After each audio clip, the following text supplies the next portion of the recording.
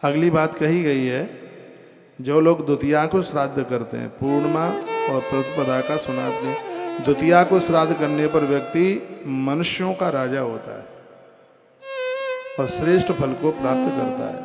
समाज में उसकी बड़ी महिमा होती है। ये द्वितीया के श्राद्ध यानी कल द्वितीया है।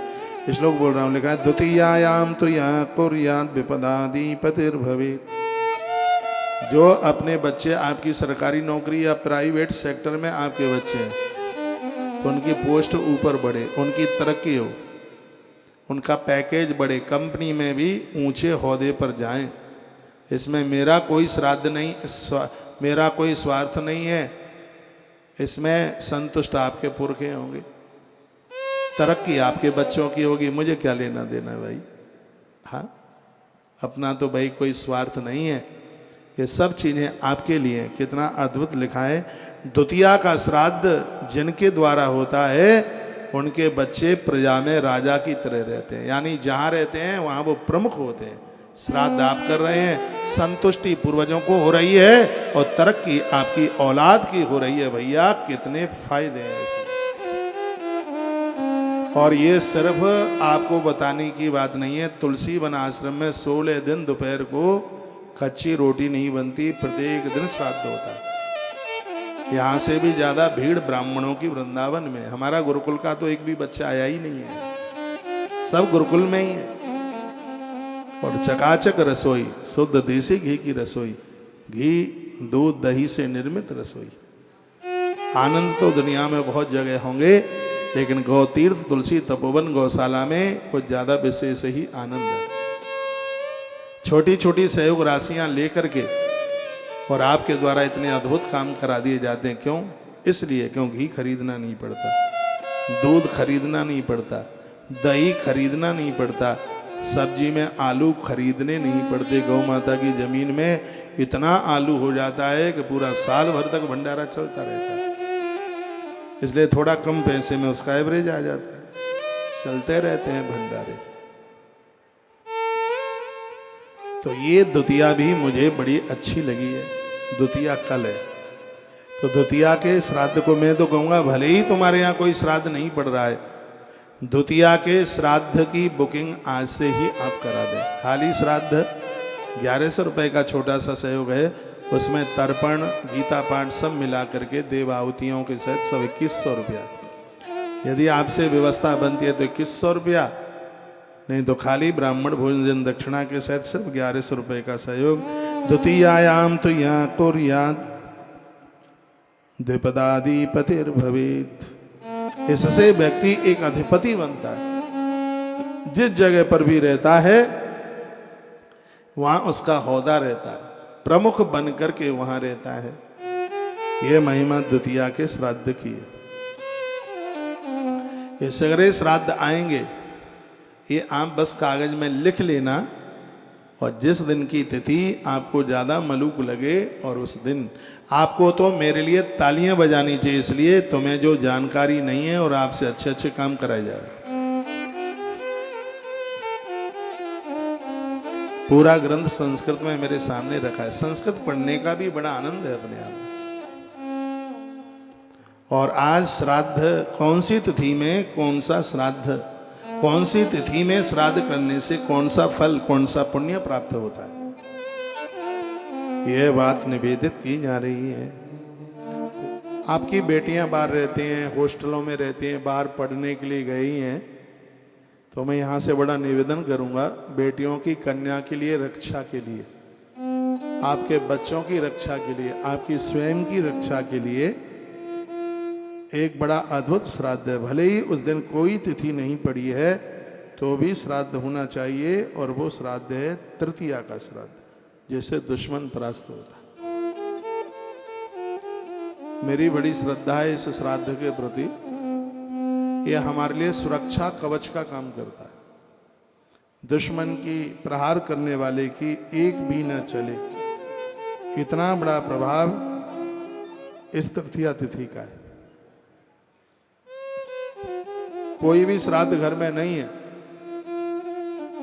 तो भी अपने परिवार की सुरक्षा के लिए कम से कम एक ब्राह्मण को भोजन कराइए। श्लोक बोल रहा हूं। वरार्थिनाम तृतीया तो शस्त्रुघ्नि पापनाशिनी। तृतीया का श्राद्ध पापों का तो नाश करता ही है, लेकिन शत्रुओं की भावना का भी नाश कर देता है। इतनी बड़ी महिमा है। उसके बाद में चतुर्थी, चतुर्थी को श्राद्ध करने से महान ऐश्वर्य की प्राप्ति होती है, ऐसा वर्णन किया है। पंचमी और चतुर्थी। पंचमी ऐश्वर्य को प्राप्त करा देती है, और जो चौथ है, ये चौथ व्यक्ति की जो कमजोरी है, आप क्या कमजोरी करूं, वर्णन करूं। कुछ बातें ऐसी हैं बोलने में हिम्मत नहीं पड़ती है, फिर भी बोलना पड़ता है। जैसे व्यक्ति कुकर्मी हो गया, गलत रास्ते पर चला गया, वो बहुत उसका उपाय किया जाता है। शराब की आदत पड़ गई है, कुकर्मों की आदत उसे पड़ गई है, छोड़ना चाहता है लेकिन फिर भी छूटता नहीं है। तो ऐसे उसके अंदर जो दोष आ गए हैं, उन दोषों की निवृत्ति के लिए चौथ का श्राद्ध है, चतुर्थी का श्राद्ध है। कल मैंने बोला ही था रात्रि को आपको, जब श्राद्ध की महिमा आप सुनेंगे तो एक भी दिन ऐसा नहीं है जो श्राद्ध छोड़ने के लायक। और हमारे ग्रंथों में भगवान व्यास ने बड़ी विस्तार पूर्वक के बातें कही हैं। जिन लोगों के पास कमजोरी है, कमजोरी शरीर से दुर्बल नहीं, कमजोरी का मतलब है कि उसके अंदर ऐसे दोष चल करके आ गए हैं, वो छोड़ना चाहता है, छूटता नहीं है। चौथ का चतुर्थ्याम कुरुते श्राद्धम सत्तोच्छिद्राणि पश्यन्ति, उसको अपनी कमजोरियों का एहसास ही नहीं होगा और उन गलतियों से वो मुक्ति भी प्राप्त कर लेगा। चौथ का श्राद्ध ऐसा है। पंचम्याम वही प्रकुर्बाणा प्राप्नोति महतीम श्रियम। पंचमी का श्राद्ध करने से, मैंने पूर्व में भी बोला है, घोर गरीबी का नाश होता है। जैसे सातमुखी रुद्राक्ष घोर गरीबी को समाप्त करता है, श्राद्ध पक्ष में पंचमी का जो श्राद्ध है वो घोर गरीबी का नाश करता है, दरिद्रता को समाप्त करता है। घर में धन टिकता नहीं है, व्यापार चल नहीं रहा है, सब कुछ फैल हो रहा है, कुछ अब बन भी नहीं रहा है, अब क्या करें। तो उसके लिए नोट कर लें, कलम से कागज पर लिख लें। पंचमी का श्राद्ध, भारी श्रद्धा है इसके प्रति। जब भी मेरे पास कुछ ऐसे लोग आते हैं, कहते हैं महाराज जी व्यापार चल नहीं रहा है, काम चल नहीं रहा है, खूब मेहनत करते हैं, प्रोग्रेस नहीं हो रही, उत्कर्ष नहीं हो रहा, तो मैं उन्हें कहता हूं कि जब श्राद्ध पक्ष पितृपक्ष 16 दिन आवे, उस दिन ब्राह्मण को बुला करके ठीक समय पर मध्याह्न के समय में दक्षिण की तरफ मुख करा के उसे भोजन कराएं और श्वेत वस्त्र उसको दान में दें। जहाँ वो बैठ रहा है वहाँ पर भोजन के लिए वहाँ तिल का थोड़ा छिड़काव कर दें। तिल का छिड़काव करके ब्राह्मणों को उस समय उस जहाँ पर बैठाया जाता है तो उसकी महिमा आ जाता है। आपको पता है इस पांडाल में हम क्यों बैठते हैं? इस पांडाल में हम ब्राह्मणों को भोजन क्यों कराते हैं? यही तो हमने इसमें पढ़ लिया। यहाँ कहीं न कहीं तिल पड़े रहते हैं। जब सोए पितृ तर्पण होता है तो तिल भी पड़े ही रहते हैं यहाँ पे पांडाल में, कहीं न कहीं कुसा भी पड़ी रहती है। तर्पण का जल का प्रोक्षण भी उस जमीन में होता ही रहता है। तो ऐसी जगह पर ब्राह्मण को भोजन कराने से अनंत गुना फल प्राप्त होता है। नहीं तो इनको दूसरी जगह भी तो जमा सकते हैं, बहुत लंबा चौड़ा पांडाल फील्ड है। लेकिन जब से हमें इस बात का पता लगा है तब से हमने ब्राह्मणों को कथा पांडाल में ही भोजन कराया है। नहीं तो पहले इनके लिए पांडाल अलग लगता था जमाने के लिए। मैंने 2022 में वायु पुराण की कथा 22 में ही कही थी, 24 चल रहा है, 22 की बात है। तो इसी गया जी में जब मैंने पहली बार इस ग्रंथ के माध्यम से यह निवेदन किया कि जहाँ तिल का छिड़काव हुआ हो, तिल का प्रोक्षण हुआ है, जहाँ कुसा का पानी गिरा है, ऐसी जगह पर ब्राह्मणों को जिमाने से उसका पुण्य भी अनंत गुना फलदायी हो जाता है। तो तब से लेकर के 22 और 23 और 24 ब्राह्मणों का भोजन कथा परिसर में ही हो रहा है, कथा पंडाल में ही हो रहा है। इसलिए ये तो जगह बहुत है और इधर भी तो बड़े बड़े पंडाल लगे हैं जहाँ आप भोजन करते हैं। भोजन का पंडाल परिसर, भैया माइक पर गया। तो आपके घर भी ब्राह्मण श्राद्ध में जीवने को आता है तो तिल का छिड़काव करें, थोड़ा लोटे में कुसा डाल करके पानी का छिड़काव करें।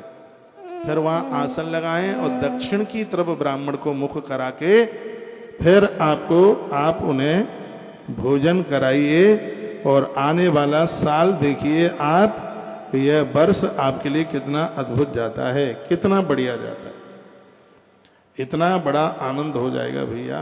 ये ग्रंथों में लिखी गई बातें ये बड़ी गुणग्राही हैं। तो पंचम्याम वही प्रकुर्बाण प्राप्नोति महतिम श्रियम। ये धरती पर वो लोग बड़े धनवान होते हैं जिनके द्वारा पंचमी को श्राद्ध होता है, ब्राह्मण भोजन होता है। 2-3 दिन बाद पंचमी आ रही है, तो यह सौभाग्य प्राप्त कर लेना।